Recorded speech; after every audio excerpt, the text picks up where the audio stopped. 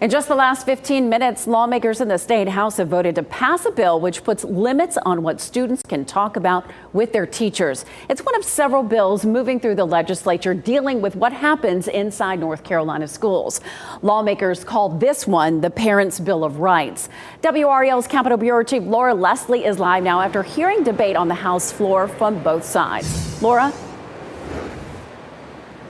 Deb, the bill would ban teachers from teaching about or using classroom materials that reference sexual orientation or gender identity in grades K through 4. It also requires schools to tell parents if a student asks to use a different name or pronouns. And it allows anyone in the community to lodge a complaint about what the local schools are teaching.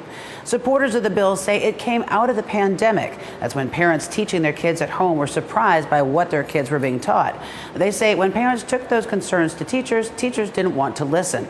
Representative Brian Biggs is a former teacher and coach. He said lawmakers had to act to address parents' concerns. This is saying that the foundations of our state and our country is based on the family. And today we're saying that the family is first.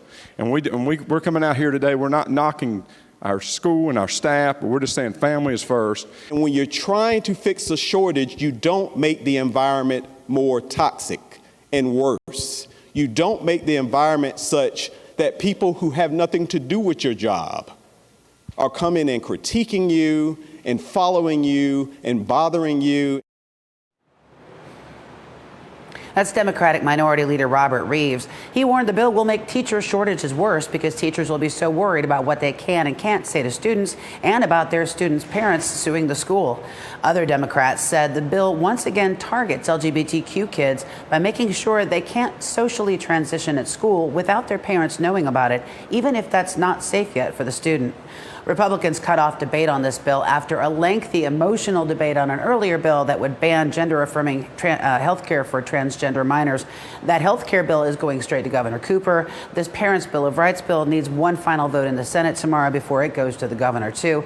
They're both considered likely candidates for a veto and both likely candidates for veto overrides by the GOP supermajority. Here, Deb. We know you'll be watching it. Laura Leslie live on Jones Street. Thank you, Laura.